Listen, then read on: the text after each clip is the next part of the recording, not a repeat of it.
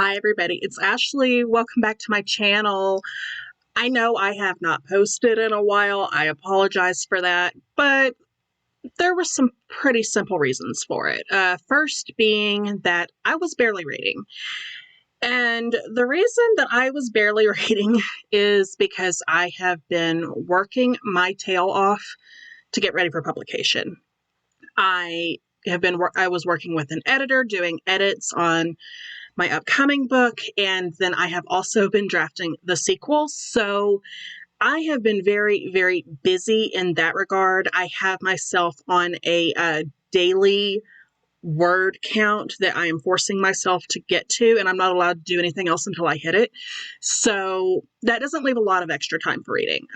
However, things are slowing down. So my content should be improving soon because I'll have a little bit more time while I get through the next stages of everything. Because I'm almost done drafting the sequel, and then that's going to move on to CP rounds, so I'll be waiting on feedback for that. And I am almost 100% completed with my edits, which is mind-blowing to me. I can't believe that. I am so sorry if you can hear that in the background. It never fails. As soon as I get ready to film anything, that's when yard work is being done in my neighborhood. It'll be silent the rest of the week. I turn on the camera and that stuff starts. I swear it's like a sixth sense thing. It's insanity. So I apologize if you can hear that. The window is closed. There's nothing I can do about the noise. So this is my recent reads wrap up. I didn't do a monthly wrap up for April because there wasn't anything really to talk about. So this is going to be covering April and May. And I only read 5 books in those 2 months, which is insane to me. I'm a little embarrassed by it, but at the same time, I was extremely busy with the writing stuff. So let's just go ahead and get on into this. So the first 2 books that I read were both Nancy Drew mysteries. The first one was Nancy Drew and the Scarlet Slippers mystery, and the second one was Nancy Drew and the Witch Tree Symbol. I honestly don't even remember what these were about. Those were at the beginning of April. Pretty standard Nancy Drew mysteries. They were good. I just don't remember the plot lines at this point because so much has happened since then. The next book that I read was Lock Every Door by Riley Sager, and I did put a review for this up because I was so impressed with this book, and I came very, very close to not reading it. If you guys have been sticking around my channel for a while, you know probably that I have a little bit of a love-hate relationship with Riley Sager. I've enjoyed some of his stuff, but I've really detested some of it. And the last one that I read before this one was The Last House on the Lake, and that was the worst book that I read last year. I despised it, and at that point, I was just kind of like, maybe I should be done with Riley Sager. But then I got to thinking about it after I calmed down from that experience, and I decided, I was like, hey, you know what? You only have 2 books left by Riley Sager, and there are some gems in there. I did enjoy Home Before Dark, and I enjoyed Final Girls. So I'm like, I might like one of these 2 books, or I might like both of them. I don't know. So I'm like, I made the decision to finish his backlist and then make my decision around that on whether or not I would continue reading his books going forward. And Lock Every Door was one of those books. And let me tell you something, I wish I had started with that book for Riley Sager. It was so good. And it followed an apartment sitter who was down on her luck. She had no money. She had just gone through a bad breakup. And she answered this ad for an apartment center at the Bartholomew, which was this very prestigious apartment building for the elite in New York. I have no clue if it's based on a real place. I didn't look into that. But basically, a lot of celebrities stay there, and they have all of these really weird, messed up rules that you had to follow to stay there. But they are offering her $1,000 a week and a minimum of a 3-month stay to work there. So it's like she desperately needs the money and she needs a place to live. So this buys her some time to get some things under control and build up a little bit of a savings. Like, she's easily going to make $12,000 doing this job. Who wouldn't jump on that? But they do have weird rules, and she is uneasy right off the bat. She makes friends with this other apartment sitter who goes missing, and kind of launches into this investigation to try to figure out what happened to this girl, and because nobody else really seems to care. Everybody's just like, oh, she didn't like the rules and she took off. But she's like, she took off in the middle of the night, and their apartments were like directly over each other, and she heard a scream the night that this girl disappeared. So she starts to investigate it herself, starts uncovering some really, really twisted stuff. And this book was engaging to me. It was very, very good. It used red herrings very well. The twists were extremely well done. It had an ending that completely blew my mind, and I was just fascinated by this book. I'm like, why can't he write like this all the time? This was incredible. This was out of this world. So I really enjoyed it. I'm so glad that I chose to continue Riley Sager. Now the only one that I have left, with the exception of the new release that's coming out this month, is Survive the Night, which I have not heard very many good things about, so I'm kind of nervous to get to that one. But we shall see how that goes. But Lock Every Door was absolutely incredible. If you liked The Paris Apartment by Lucy Foley, you might like this one. They kind of have similar vibes. It's not the same story, but there are definitely similar vibes to it. So if you like one, you'll probably like the other. The next book that I read this month was Voices in the Snow by Darcy Coates.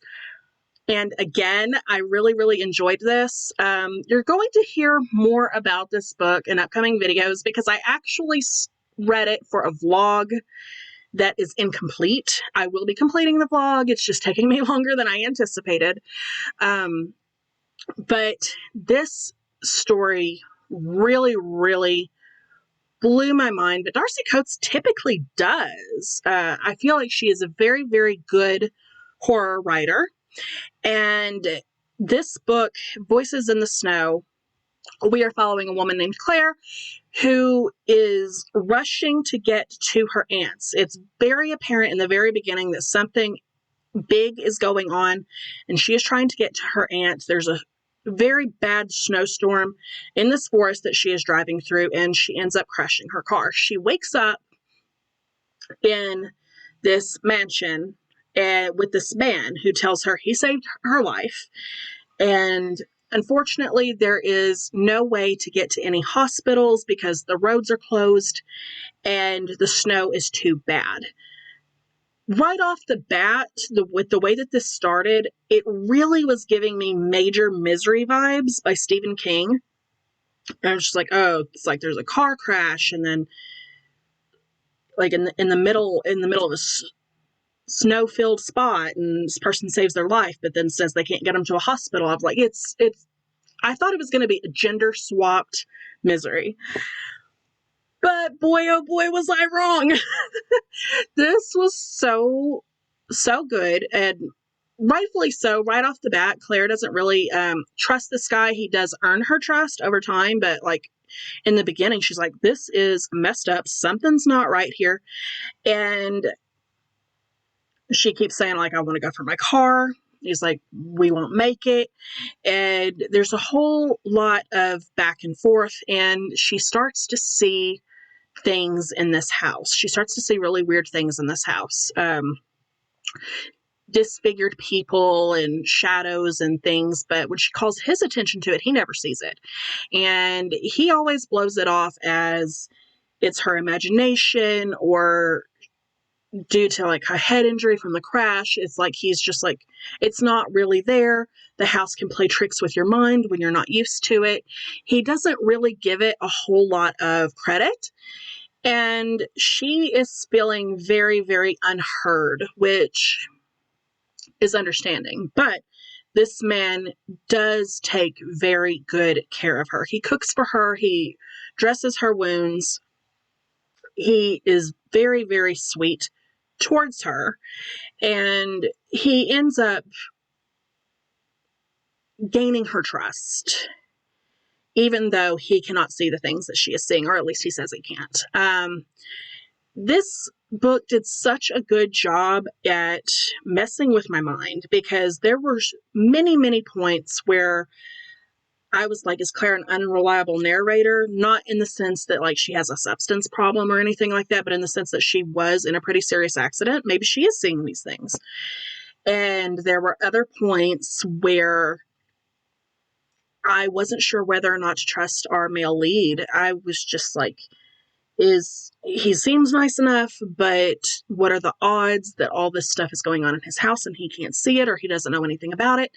And this one was just really messing with my head in a lot of different ways, but I really loved it. I loved that the vast majority of this book was just the two of them in this mansion. You guys know I love an isolated setting. And a book that can be engaging with two characters it's a win for me. This is the first book in a trilogy, which I've never read a series by Darcy Coates before, but this is the first book in a trilogy, and I'm glad, because the way that this one ended would have pissed me off if I didn't know that there were two more books, because it had a pretty crazy ending. But I don't want to go into it too much more than that, because, like I said, there is footage of me reading this book for a vlog, but just know I really, really enjoyed it. The next book that I read was Just the Nicest Couple by Mary Kubica. I read this on Audible, and it was my first time reading a Mary Kubica book, and I have got to say, I was definitely impressed by this one. I wouldn't say that I was blown out of the water by it, because it didn't necessarily feel new, if that makes sense. But the way it was very well done, and it had an engaging writing style that pulled me in. So I feel like I enjoyed it more for the writing style than the story itself.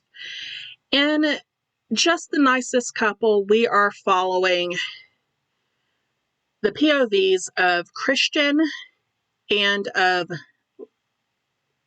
Nina. Sorry, I was getting my characters mixed up for a minute there.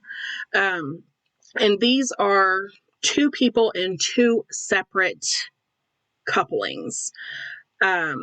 Christian's wife comes home one day and she tells him that she may have killed somebody, because she was walking through the park and she saw somebody that they met, and this guy made advances on her, and she defended herself.